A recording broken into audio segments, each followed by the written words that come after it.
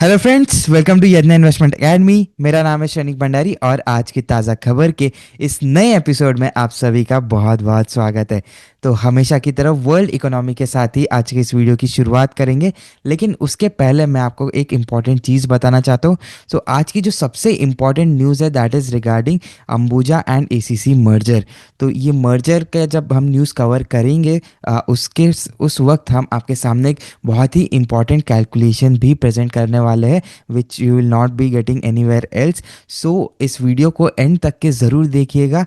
And अगर आपको ऐसे इंसाइट जो है, अगर आपको और ज़्यादा इंसाइटफुल चीज़ें ऐसे प्रेजेंटेशंस आपको देखने हैं तो आप हमारी वेबसाइट investYajna.in को विजिट कर सकते हैं, जहाँ पे हम फंडामेंटल रिसर्च बैक्ड कई सारे स्टॉक्स के ऊपर हमारे कवरेज है। आप हमारे model portfolios and mutual funds के प्लेटफॉर्म्स को भी विजिट कर सकते हैं। एंड अगर आपको कोई भी प्रोडक्ट हमारा अच्छा लगता है तो आपको 50% डिस्काउंट मिल सकता है by using the code SB50।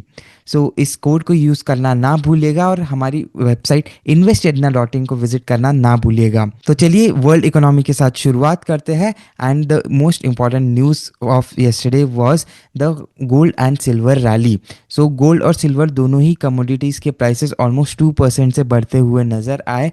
And major reason यहाँ पे दो नज़र आ रहे हैं। सबसे पहला है कि there is an expectation that is being built up regarding Fed rate cut. So already Federal Reserve का इस साल के जो रेट कट्स होने थे वो तो हो चुके हैं, लेकिन नेक्स्ट कैलेंडर ईयर में दैट इज़ 2026 में एक यहाँ पे दो रेट कट्स हो सकते हैं, ऐसी एक्सपेक्टेशन सेट हो रही है। नाउ ये रेट कट्स क्यों हो सकते हैं एंड इसका इम्पोर्टेंस सडनली क्यों रियलाइज़ हुआ, तो इसके पीछे रीज़न ये है कि नाउ यूएस के कुछ इंपॉर्टेंट डेटा आने वाला है। उनका Q3 का जीडीपी डेटा रिवाइज होने वाला है, सेकेंड रिवीजन के लिए ड्यू है। And this data is going to lead to the expectations कि आगे जाके कितने रेट कट्स हो सकते हैं। तो अगर Q3 में जीडीपी नंबर्स काफ़ी अच्छे रहते हैं तो रेट कट्स की पॉसिबिलिटी यहाँ पे आगे और स्ट्रांग होती हुई नज़र आएगी। इसके अलावा जियोपॉलिटिकल टेंशंस जो अभी आए हैं तो उस उनके तहत भी गोल्ड एंड सिल्वर को सेफ हेवन मानते हुए ये जो कमोडिटीज़ है इनकी डिमांड बढ़ती हुई नज़र आई है। सो अगर लोअर इंटरेस्ट रेट्स होंगे तो गोल्ड या सिल्वर जैसी कमोडिटीज़ हैं उनके प्राइसेस क्यों बढ़ते हैं, ये समझने के लिए हम एक सिंपल एक्सप्लेनेशन आपके सामने रखेंगे। सो जब भी जब इंटरेस्ट रेट्स हाई होते हैं तो जो यील्डिंग एसेट्स है लाइक बॉन्ड्स है, सेविंग्स अकाउंट है, तो यहाँ पे इंटरेस्ट रेट्स ज़्यादा होते हैं तो these assets become more attractive. लेकिन जब इंटरेस्ट रेट्स घटते हुए नज़र आते हैं, तो जैसे ही फेड रेट्स के रेट कट होने के और एक्सपेक्टेशंस आ रहे हैं तो ये गोल्ड जैसी कमोडिटीज़ या सिल्वर जैसी कमोडिटीज़ बढ़ती हुई नज़र आ रही, because now they are becoming more attractive. आपके जो बॉन्ड्स है, जो सेविंग्स अकाउंट्स है, इनके जो इंटरेस्ट रेट्स है वो कम होते जाएंगे। And that is why and the cost to carry commodities will also come down. So ये दोनों ही चीज़ों की वजह से कमोडिटी प्ले जो है, यानी कि गोल्ड है, सिल्वर है, इनकी डिमांड में एक ज़्यादा पुश देखने को मिलता है एंड इनकी प्राइसेस भी सपोर्ट होती है। So that is a simple economics why जब इंटरेस्ट रेट गिरते हैं तो कमोडिटीज़ के प्राइसेस बढ़ते हैं। एंड यही सेम चीज़ हो रही है currently with the more expectation of US Fed rate cuts in 2026। The next news is regarding Indian economy. India जो है as an economy, as a country, कई सारी कंट्रीज़ के साथ अपने ट्रेड एग्रीमेंट्स, ट्रेड डील्स पर काम कर रहा है। एंड इंडिया को एक मेजर सक्सेस मिला है विथ न्यूजीलैंड। सो न्यूजीलैंड के साथ इंडिया का ट्रेड डील या जो FTA है वो कंक्लूड हो चुका है। एंड यहाँ पे major target is to double the bilateral trade in 5 years। So एक काफ़ी स्ट्रॉन्ग ग्रोथ ओरिएंटेड डील यहाँ पे नज़र आ रही है। इसका जो साइनिंग है वो 2026 के फर्स्ट हाफ में कंप्लीट हो जाएगा।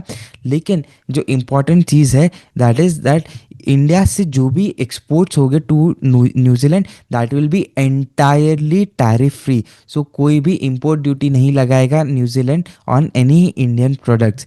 इसके साथ साथ इंडिया में जो न्यूजीलैंड के प्रोडक्ट्स आते हैं उस पर लेस ऑलमोस्ट 95% रिडक्शन हो रहा है टैरिफ में। And more than 50% of the imported goods would be duty free in India.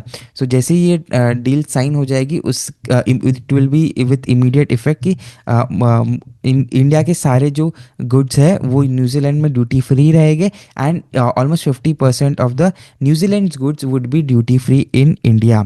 इसके साथ साथ New Zealand has also agreed to invest $20 billion over the next 15 years in our country. So that is also a big win for India. बढ़ते हैं stock specific news की ओर दोस्तों, and एक बहुत बड़ा यहाँ पे डिस्क्लोजर आया है regarding the SBI mutual fund IPO। So the state bank of India के जो चेयरमैन है मिस्टर CS शेट्टी, उन्होंने बताया कि SBI म्यूचुअल फंड का जो IPO है वो आने वाला है इन the coming calendar year. SBI mutual fund ये जो कंपनी है यानी कि SBI AMC, इसके दो प्रमोटर्स है, एक है SBI that is the state bank of India and the second one is Amundi India holding. So ये दोनों भी कंपनीज जो है वो कुछ स्टेक यहाँ पे ऑफलोड करेंगे in the coming IPO। So almost 10% का स्टेक सेल हो सकता है with SBI selling almost 6.3% stakes and Amundi India holding will be selling 3.7% stake. So जब हम SBI म्यूचुअल फंड के IPO की बात कर रहे हैं तो हम ये नहीं भूल सकते कि रिसेंटली दो मेजर AMCs के भी IPOs आए, Canara Robeco and ICICI prudential. So इन ये म्यूचुअल फंड AMCs या म्यूचुअल फंड इंडस्ट्री वाली जो कंपनीज है AMCs जिन्हें कहते हैं एसेट मैनेजमेंट कंपनीज, ये बिजनेसेस क्यों इतने IPOs में आ रहे हैं? बिकॉज कुछ साल पहले तक की यहाँ पे सिर्फ 2 लिस्टेड कंपनीज थी and now there are almost 7-8 listed companies and now SBI which is the largest AMC of India that is also coming up with an IPO। सो ये AMC सेक्टर के आउटलुक क्या है इसके बारे में हम लोगों ने काफ़ी एक इंसाइटफुल डिस्कशन किया है and that video has been uploaded on our website, जिसका लिंक अगर वो वीडियो नहीं देखा होगा तो मैं लिंक इसका डिस्क्रिप्शन में डलवा दूंगा। So please do visit that video and watch it ताकि आपको भी इस इंडस्ट्री के बारे में और ज़्यादा इंसाइट्स मिल सके। The next news is regarding BSE का स्टॉक में कल एक अपटिक देखने को मिला था because there are some reports that are stating कि BSE जो अपने ऑप्शंस है जो वीकली या मंथली ऑप्शंस होते हैं वो उसमें कुछ नए कैटेगरीज लॉन्च करने वाला है and there would be a major revamp in the Bankex index as well. So ये दोनों ही न्यूज़ यहाँ पे एक रिपोर्ट के द्वारा आई है, यहाँ पे कोई ऑफिशियल कमेंट नहीं है बाय द BSE, बट ये यहाँ पे major important aspect is the addition of new monthly index options because जो BSE के फंडामेंटल्स में ग्रोथ आई है that was basically derived by derivatives trading. So more number of options could mean more profitability.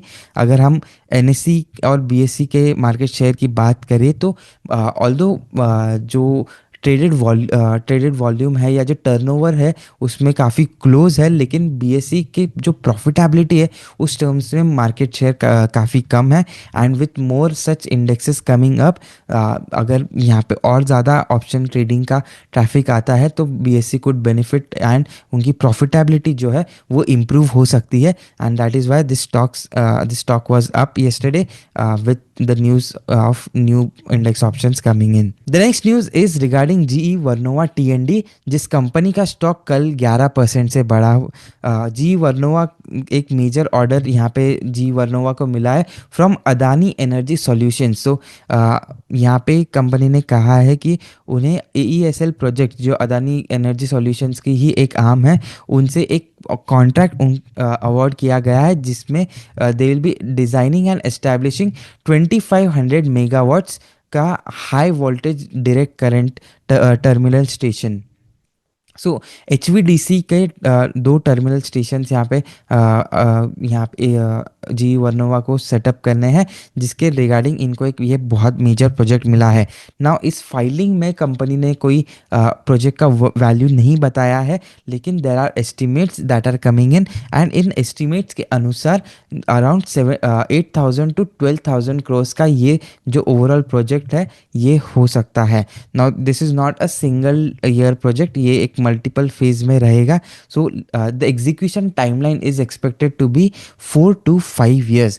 सो अगले 4 से 5 सालों में ये एक मेजर रेवेन्यू कंट्रीब्यूटर हो सकता है this particular project. Samvardhana Motherson ये जो कंपनी है, इन्होंने नेक्सन्स ऑटो इलेक्ट्रिक का वायरिंग हार्नेस बिजनेस को एक्वायर किया है. So 100% of the wiring harness business of Nexans would be acquired by Motherson for a enterprise value of 207 million euros.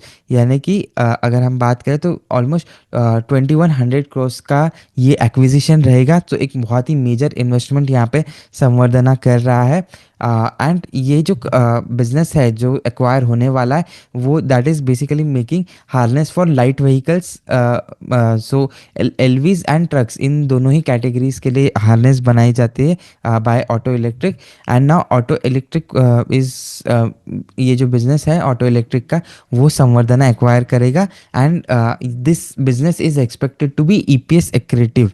So profitability को बूस्ट कर सकता है ये overall acquisition in terms of the consolidated profitability, ऐसा company के management का कहना है. वरुण बेवरेजेस के स्टॉक भी कल 3% से बढ़ा बिकॉज एक मेजर एक्विजिशन यहाँ पे वरुण बेवरेजेस ने भी अनाउंस किया है. उनका जो साउथ अफ्रीका का बिजनेस है, that is going to acquire another South African firm called Twizza. So Twizza जो है ये एक local non alcoholic beverage brand है जो साउथ अफ्रीका में ऑपरेट करता है. एंड इनकी 3 मेजर मैन्युफैक्चरिंग फैसिलिटीज़ है, one in Cape Town, Queenstown and Middelburg. So और ये तीनों भी मैन्युफैक्चरिंग फैसिलिटीज़ की अगर हम टोटल कैपेसिटी देखें तो that is 100 million cases. So एक बहुत ही मेजर कैपेसिटी रहेगा ये, that will be added to Varun Beverages portfolio. इसके साथ साथ अगर हम एक्विजिशन कॉस्ट की बात करें तो अराउंड 1100 करोड़ का एक्विजिशन कॉस्ट रहने वाला है, that is going to be paid in cash. So ऐसा वरुण बेवरेजेस ने अपनी फाइलिंग में बताया है. Important thing that is positive for Varun Beverages here is that ये जो तीनों भी फैसिलिटीज़ है, they are all backward integrated. So ये जो कंपनी के ट्विज़ा के जो तीनों प्लांट्स है, इनके साथ there are 5 preform and 1 closure line. So ये भी काफ़ी पॉजिटिव हो सकता है, बैकवर्ड इंटीग्रेशन यहाँ पे है. So that will help overall operations of Varun Beverages. Moving on to the most important news of today, that is Ambuja approves merger of ACC and Orient Cement.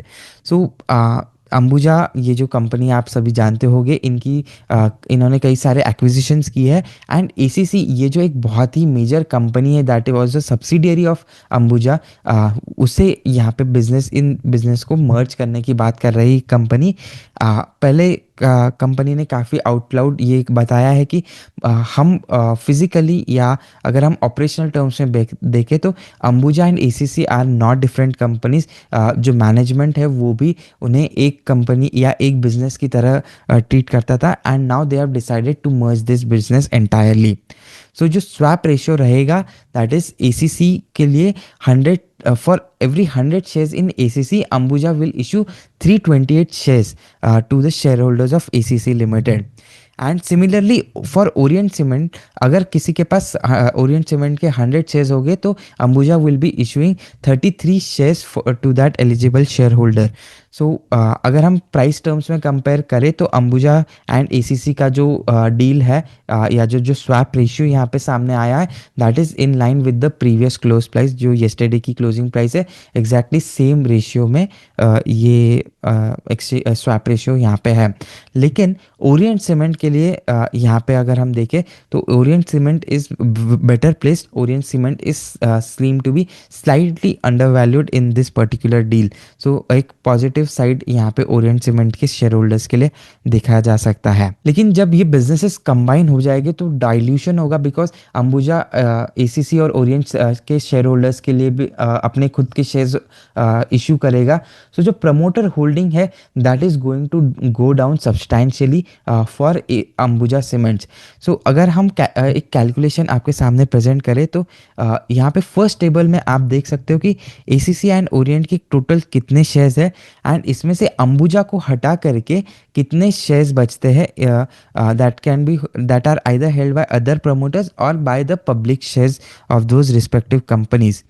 So swap ratio के basis पे अगर हम देखें, so ACC के लिए Ambuja would be issuing almost 30 crores shares, 30.76 crores new shares, whereas Orient के लिए Ambuja would be issuing around 1.85 crore shares.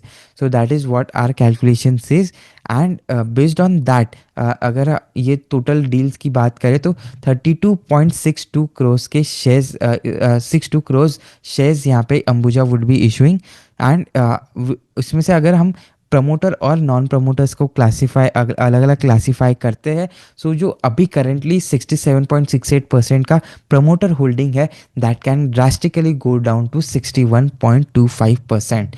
Now ये प्रमोटर होल्डिंग जो है वो इन सब्सटेंस पहले भी उतनी ही थी because of the minority interest, लेकिन अगर यहाँ पे कंपनी का जो स्ट्रक्चर है वो स्ट्रीमलाइन हो जाएगा, सो एक जो अंबुजा के वैल्यूएशंस पे एक मेजर वे इन होता था कि एसीसी का होल्डिंग कंपनी डिस्काउंट यहाँ पे हमेशा लगाया जाता था to the valuation of Ambuja, so वो शायद हट सकता है. That is something what we feel, that is our analysis and our view, because हम अगर वैल्यूएशंस के टर्म्स में देखें, the correct metrics to value cement businesses is EV per ton, that is the enterprise value per ton. And अगर हम यही चीज़ Ambuja and UltraTech की कंपेयर करें, which are the two largest players in this industry, तो एक बहुत बड़ा डेविएशन हमें देखने को मिल रहा था. एंड उसका एक मेजर रीज़न था कि Ambuja does not hold the entire stake in ACC, so because ACC manufacturing facilities के कंसिडरेशन में भी एक सब्सटैंशियल सब्सिडियरी थी, एक मटेरियल सब्सिडियरी थी. सो नाउ अगर ये स्ट्रक्चर स्ट्रीमलाइन होता है एंड बाकी भी कंपनी स्ट्रीमलाइन हो जाती है, सो ये जो सारे वैल्यूएशन पे अगर हम देखें होल्डिंग कंपनी डिस्काउंट की बात करें, सो अगर वो होल्ड को स्ट्रक्चर ही नहीं रहेगा, सो वैल्यूएशंस में वो डिस्काउंट की का फैक्टर भी हट सकता है. That is our view. So that is it for today. I hope आपको आज का ये वीडियो पसंद आया होगा. इसे लाइक कीजिएगा और अपने फेलो इन्वेस्टर्स के साथ ये वीडियो ज़रूर शेयर कीजिएगा और अपने व्यूज़ को कमेंट कीजिए, और ऐसे ही और फंडामेंटल एनालिसिस के लिए बने रहिए यज्ञा इन्वेस्टमेंट अकेडमी के साथ. Thank you.